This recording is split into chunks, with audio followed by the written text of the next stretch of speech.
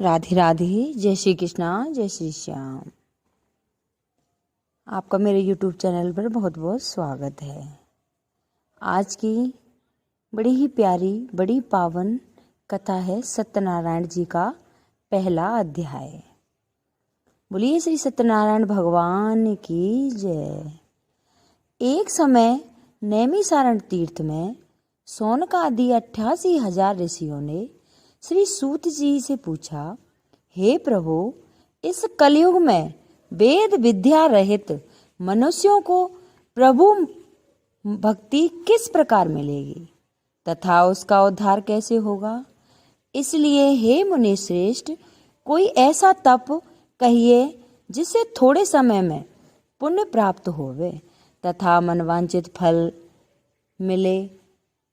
वह कथा सुनाने की हमारी बड़ी ही इच्छा है। सर्वशास्त्र ज्ञाता श्री सूत जी बोले, हे वैष्णवों, मैं पूज्य आप सबने प्राणियों के हित की बात पूछी है। अब मैं उस श्रेष्ठ तप को और व्रत को आप लोगों से कहूँगा जिस व्रत को नारद जी ने लक्ष्मी नारायण से पूछा था और लक्ष्मीपति ने मुनि श्रेष्ठ नारद से कहा था। सो ध्यान से सुनो। एक समय योगी राज नारद जी दूसरों के हित की इच्छा से अनेकों लोकों में घूमते हुए मृत्यु लोक में आ पहुँचे। यहाँ अनेक योनियों में जन्मे हुए सभी मनुष्यों को अपने कर्मों द्वारा अनेकों दुखों से पीड़ित देखकर सोचा कि किस यत्न के करने से निश्चय ही प्राणियों के दुख का नाश हो सकेगा। ऐसा मन में सोचकर विष्णु लोक को गए।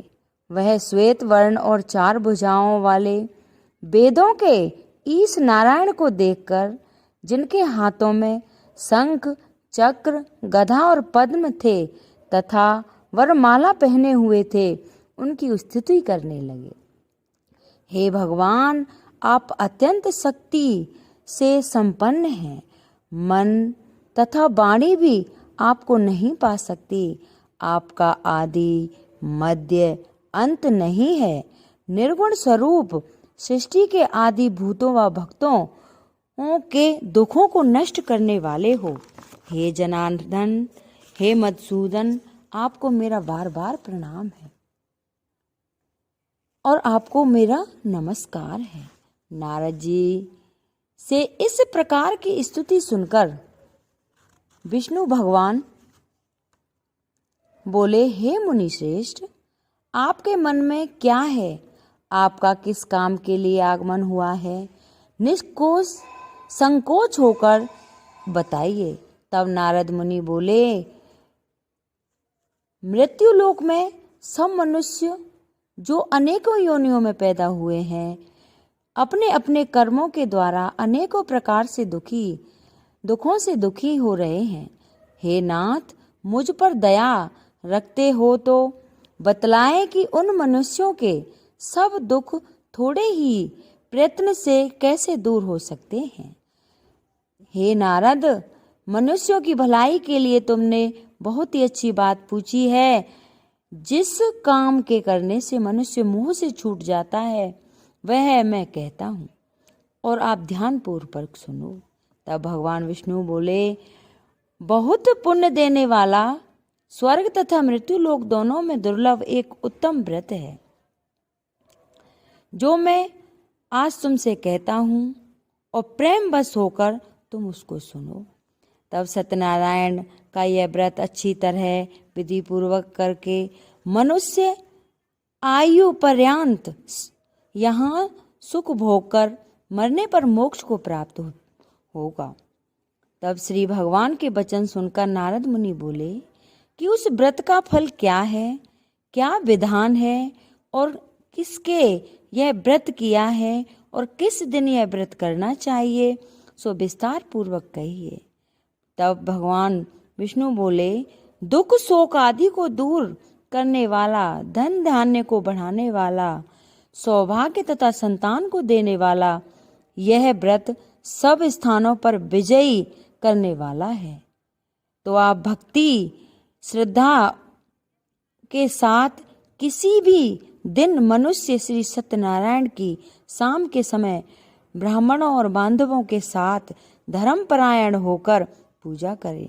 भक्ति भाव से नैवेद्य केले, फल, घी, दूध और गेहूं का चूर्ण सवाया लेवे।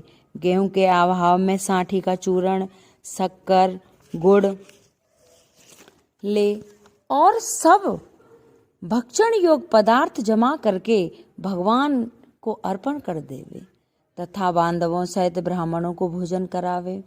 तत्पश्चात स्वयं भोजन करे, नृत्य गीत आदि का आचरण कर सत्यनारायण भगवान का स्मरण करते हुए समय व्यतीत करे। इस तरह व्रत करने पर मनुष्य की इच्छा निश्चय ही पूरी होती है।